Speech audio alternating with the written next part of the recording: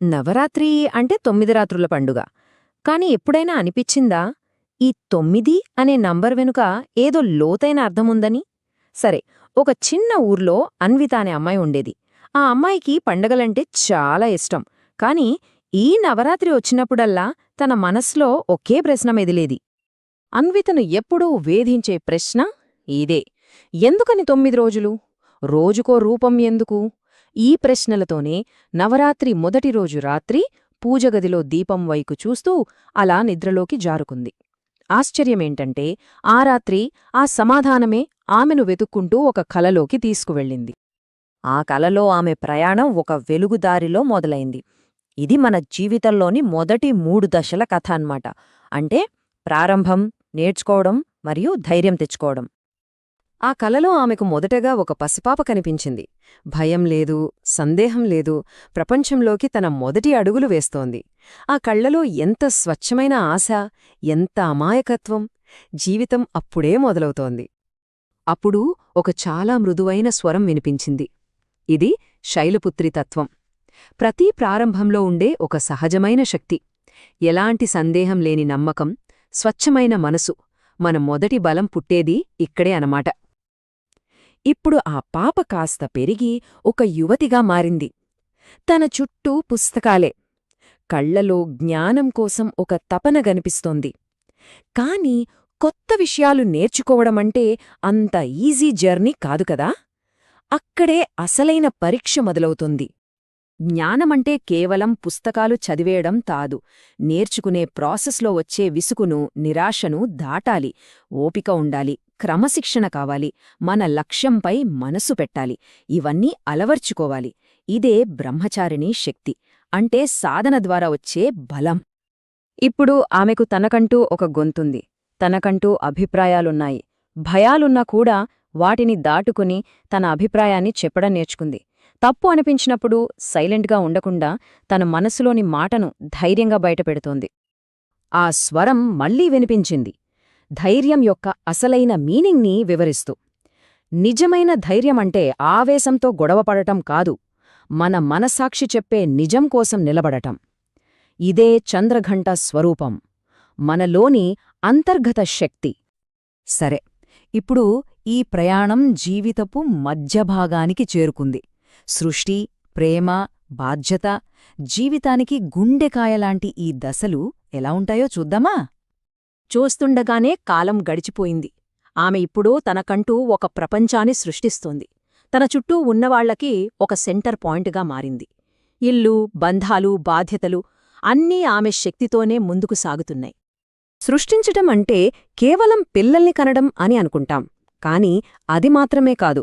ఒక ఇంటిని అందంగా తీర్చిదిద్దడం, ఆఫీసులో ఒక ప్రాజెక్టును నడిపించడం, సమాజంలో ఒక మార్పు తీసుకురావడం, ఇవన్నీ సృష్టే. ఈ సృజనాత్మక శక్తితో పాటే గొప్ప బాధ్యత కూడా వస్తుంది. ఇదే కుష్మాండ శక్తి. కథలో ఆమెప్పుడు తల్లి, తనకన్నా ఎక్కువగా తన బిడ్డ గురించి ఆలోచిస్తోంది. ఇక్కడ ప్రేమ అంటే కేవలం ఆప్యాయత కాదు, అదొక కవచం, ఒక రక్షణ, నిస్వార్థంగా కాపాడే ఒక అపారమైన శక్తి. ఆ స్వరం ఇప్పుడు చాలా సింపుల్గా, కాని ఎంతో శక్తివంతమైన ఒక నిజం చెప్పింది. తల్లి ప్రేమలో త్యాగముంటుంది, రక్షణ ఉంటుంది. అదే స్కందమాత తత్వం, ఎలాంటి ప్రతిఫలం ఆశించని ప్రేమలోని బలం. జీవితంలో ముందుకు వెళ్తున్న కొద్దీ ఆమె తన చుట్టూ ఉన్న అన్యాయాన్ని గమనించింది. కాని ఈసారి చూస్తూ ఊరుకోలేదు. సత్యం కోసం నిలబడటానికి, న్యాయం కోసం పోరాడటానికి సిద్ధపడింది. అయితే ఇక్కడ మనం ఒకటి గమనించాలి. ఇది కోపం కాదు, ఆవేశం అస్సలు కాదు. ఇది న్యాయం కోసం, ధర్మం కోసం వాడే ఒక కంట్రోల్డ్ పవర్ అన్నమాట. అన్యాయాన్ని ఎదురించే ధైర్యం, ఇదే కాత్యాయనీ స్వరూపం. ఇక జీవిత ప్రయాణం చివరి అంకానికి చేరుకుంది. కష్టాలు, శాంతి మరియు పరిపూర్ణత, ఈ దశలు మనకు గొప్ప జ్ఞానాన్ని బోధిస్తాయి. ప్రతి జీవితంలోనూ చీకటి రోజులు వస్తాయి కదా.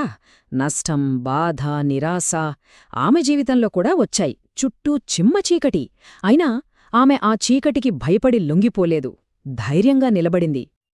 ఆ స్వరం చెప్పినట్లుగా బయట ఎంత చీకటి ఉన్నా పర్లేదు, మనల్ని ముందుకు నడిపించే వెలుగు మన లోపలే ఉంటుంది. ఆ వెలుగే ధైర్యం, ఆ వెలుగే ఆశ. ఇదే కాలరాత్రి మనకు నేర్పే పాఠం, కష్టాలను తట్టుకునే శక్తి. ఎన్నో తుఫానులను దాటిన తరువాత ఆమెకు ఒక గొప్ప సత్యమర్థమైంది. నిజమైన శాంతి బయట ప్రపంచంలో కాదు, మన లోపల ఉంటుంది. క్షమించడం ద్వారా, అంగీకరించడం ద్వారా దాన్ని సాధించాలి. అందుకే శాంతిగా ఉండటమంటే బలహీనత కాదు, అది అనుభవంతో వచ్చే అత్యున్నతమైన బలం. జీవితాన్ని ఉన్నది ఉన్నట్లుగా స్వీకరించటమే నిజమైన జ్ఞానం. ఇదే మహాగౌరీ తత్వం.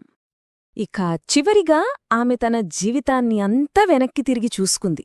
ఒక పసిపాపగా మొదలై ఎన్నో కష్టసుఖాలు చూసి జ్ఞానాన్ని పొందింది.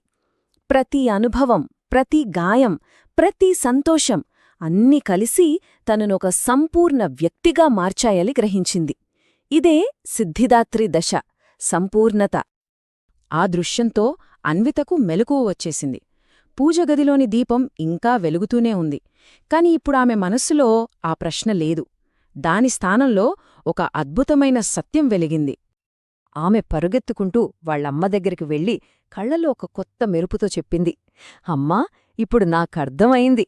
నవరాత్రి అంటే కేవలం 9 రోజులు కాదు, అదొక సంపూర్ణ జీవితం. మన జీవితమే ఒక నవరాత్రి. అవును, నవరాత్రి చెప్పేది ఇదే. జీవితమనేది మార్పులతో, మలుపులతో సాగే ఒక ప్రయాణం.